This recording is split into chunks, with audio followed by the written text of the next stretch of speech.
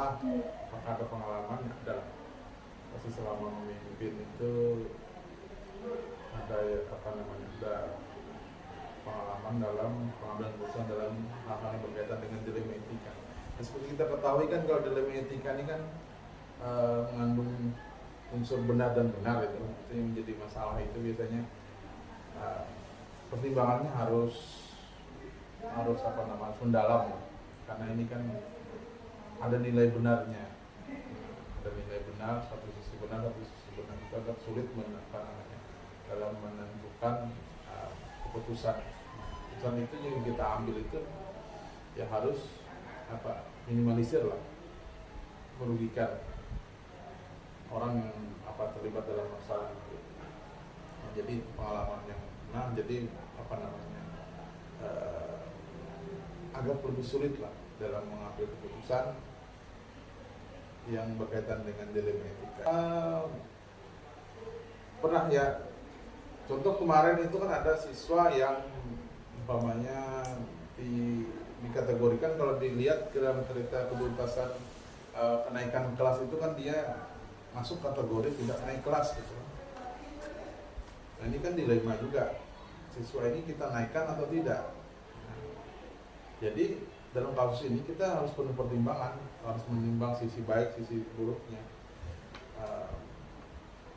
Bagaimana menangannya agar minimalisir lah kerugian untuk siswa tersebut, minimalisir lah kerugian juga untuk warga sekolah yang lain. Carilah win-win solusinya, bagaimana untuk masalah ini bisa teratasi. Mungkin di awal sudah disebutkan kalau dilema etika itu kan ada mengandung nilai kebenaran sama kebenaran. Satu sisi benar, itu kayak naik kelas tadi. Satu sisi ini siswa memang masuk kategori kalau tidak memenuhi kriteria untuk naik kelas sebenarnya. Dari segi kehadirannya rata-rata hampir kehadiran aja ini yang bermasalah. Pokoknya kita menentukan dalam 1 tahun itu 90% harus hadir dia. Ternyata dia di bawah itu. Nah, ada kendala. Nah, itu kan jadi satu masalah. Nah, sedangkan hak dia juga untuk naik kelas gitu. Cuma ada masalah itu. Jadi pertimbangannya itu satu sisi benar ya, satu sisi lagi benar. Untuk kawan-kawan kan benar juga ini kan tidak memenuhi kriteria. Bagaimana ini itu dibahas secara mendalam. Nah, baru kita putuskan. Carilah win-win solusinya. Kalau ada kerugian ya diminimalisir lah kerugian. Itu kalau dilema etika jelas itu benar dan benar. Kemudian kalau yang bujukan moral itu pasti salah. Bujukan moral ini sesuatu yang melanggar aturan. Atau memang itu salah, tetapi itu bisa menguntungkan diri kita. Itu bisa menguntungkan diri kita, itu kan bujukan dengan iming-iming untuk kita. Nah, itu salah itu sebenarnya, tapi menguntungkan kita. Itu terlihat bahwa itu adalah bujukan moral. Salah benarnya itu jelas.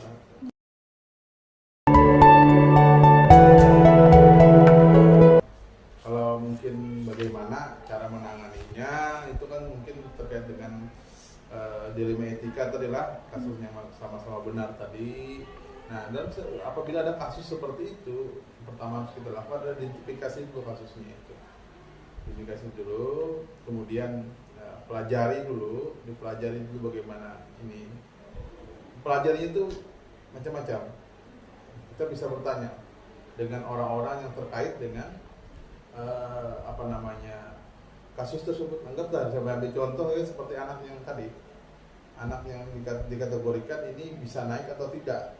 Jadi kita pelajari dulu, kenapa dia sampai tidak dikategorikan terancam tidak naik kelas itu kenapa?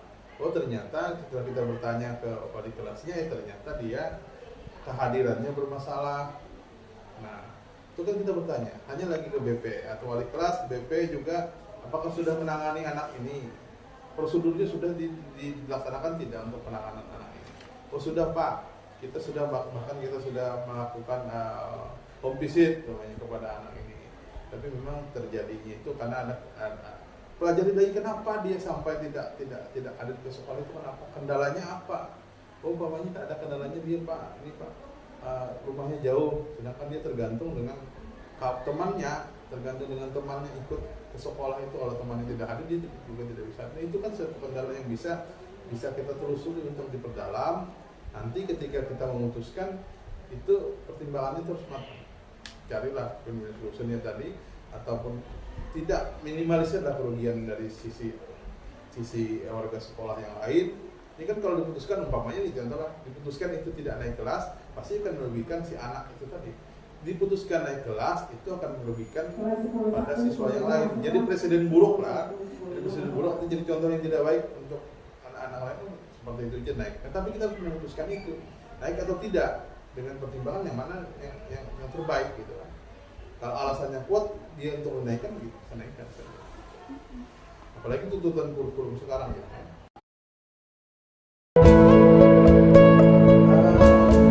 Kalau langkah-langkah mungkin secara tersirat mungkin tadi kan sudah terjelaskan lah gitu. Jika ada satu masalah itu, pelajari dulu masalah itu, identifikasi dulu, baru pelajari secara mendalam. Kita banyak bertanya dengan orang-orang yang terkait dengan masalah itu, karena mau tidak mau kan kita ini sebagai seorang pemimpin itu mungkin untuk waktu di sekolah itu juga terbatas, tidak seperti kawan-kawan yang lain, guru atau kawan-kawan yang lain yang mungkin lebih banyak waktunya di sekolah. Karena seorang pemimpin ini kan ada fungsinya, ada fungsi manajerial dan itu profesi. Jadi dia kadang-kadang di sekolah, kadang-kadang dia ada di luar sekolah. Jadi mungkin tingkat ketahuannya tentang sekolah itu kurang dibandingkan guru. Nah, jadi kita harus banyak bertanya pada warga sekolah lain berkaitan dengan kasus itu tadi. Nah, bertanya dengan itu, pelajari secara mendalam, kumpulkan data-datanya, baru nanti kita memutuskan. Keputusan itu pun tidak atas nama kita, itu keputusan bersama. Hanya kita sebagai yang memutuskan. Gitu.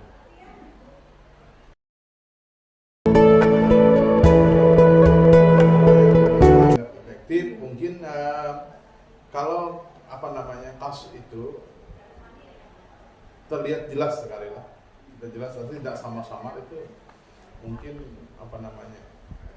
bisa dengan cepat, dengan efektif bisa kita memutuskan. Artinya tingkat benar dan salahnya itu kelihatan. Yang agak sulit itu adalah ketika benar dan benar itu yang sulit dan kita memutuskan. Jadi perlu pertimbangan yang lebih matang. Efektivitasnya juga ketika satu kasus itu yang tadi terang benderang tadi kelihatan, jadi tidak sulit kita untuk memutuskan. Nah, kemudian efektivitasnya juga banyak orang yang mengetahui berkaitan dengan kasus itu. Jadi untuk sebagai narasumber kita dalam memecahkan kasus itu, banyak orang yang mengetahui tentang kejadian itu. Jadi itu juga sangat membantu untuk ketertiban dalam memecahkan masalah itu.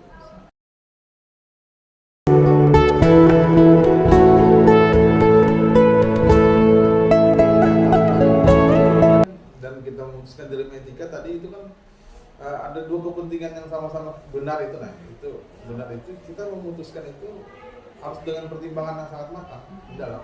Anak ini, bapak saya contohkan, anak naik atau tidak naik itu pelajari dengan benar-benar. Kadang-kadang itu. Nah, kadang sisi subjektivitas bermain di sini. Nah, itu yang perlu kita hindari sendiri. Kita harus objektif lah. Objektif dengan keadaan dalam memutuskan itu harus objektif. Nah, jangan sampai sisi subjektivitas. Umpama saya contohkan subjektivitas. Umpamanya ada suatu kasus itu, ada yang terlibat kasus itu, kita tidak suka dengan orang itu.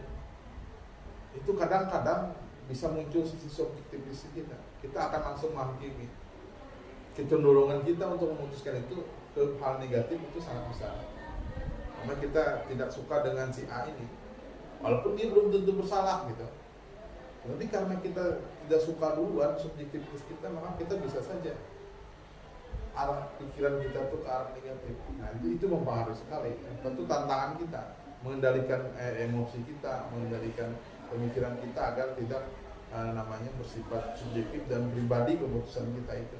Nah, keputusan itu dasing itu adalah keputusan jangan sampai bersifat subjektif dan sampai bersifat pribadi. Harus keputusan kita adalah keputusan kita sebagai seorang pemimpin yang mewakili suatu instansi, yaitu sekolah.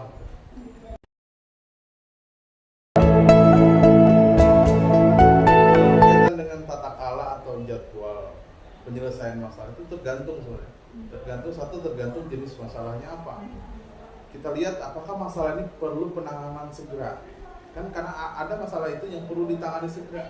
Karena untuk menghindari masalah ini melebar kemana-mana. Jadi itu perlu ditangani, itu kita acuhkan masalah jadwal itu. Kalau kita menunggu jadwal yang ditentukan, mungkin itu kasus itu akan makin melebar. Harus cepat lah. Nah, harus cepat kalau jenis kasus. Tapi kalau yang umpamanya memang perlu memang tidak terlalu kasus ini tidak terlalu urgent, ya mungkin kan kalau waktu masih bisa bermain ya kita, yang paling penting adalah kita pelajari itu.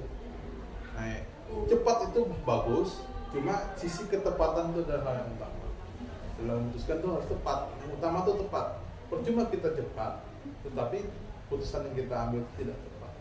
Nah, jadi itu yang utamanya adalah hal ketepatan. Jadi kalau masalah jadwal bisa kita abaikan. Yang penting kita ada waktu dalam menelusuri dan menyelesaikan masalah ini.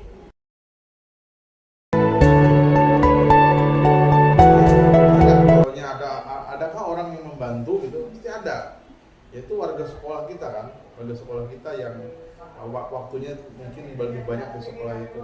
Orang-orang yang mengetahui tentang duduk persoalan masalah itu sangat membantu sekali untuk penyelesaian. Jadi warga sekolah yang ada di sekolah itu pasti akan sangat membantu sekali dalam dalam penyelesaian kasus, baik itu kawan-kawan dari dewan guru, tenaga pendidik sekolah maupun siswa sendiri itu bisa membantu dalam menyelesaikan masalah itu. Kita bisa mencari data dari kawan-kawan itu dari warga sekolah itu tadi, agar kasus atau masalah yang ada itu, apalagi berkaitan dengan dilema etika itu, kan biasa kalau dilema etika kasusnya itu kan sulit. Jadi kan ketika kita banyak bertanya, ketika kita banyak menghimpun data itu, insya Allah kasus itu akan terang benderang, dan kita tahu dan kita dalam memutuskan itu akan lebih mudah.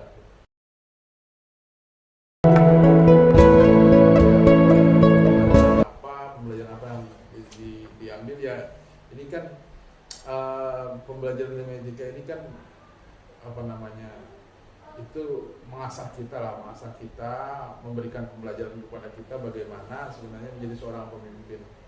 Nah, ini sangat-sangat penting kita belajar menangani kasus itu dari persoalan-persoalan yang ada itu, agar nanti kita ini ditempa dengan adanya itu, dengan ada masalah. Dan mungkin kita jadi seorang pemimpin itu tidak bersinggungan dengan masalah. Jadi kita ya adanya itu sebenarnya mendewasakan diri kita, kemudian yang melatih jiwa kepemimpinan kita. Nah, itu insya Allah kalau seiring dengan waktu kita bisa belajar hal itu, akhirnya kita bisa menjadi pemimpin yang sesuai dengan harapan instansi ataupun organisasi yang kita pimpin.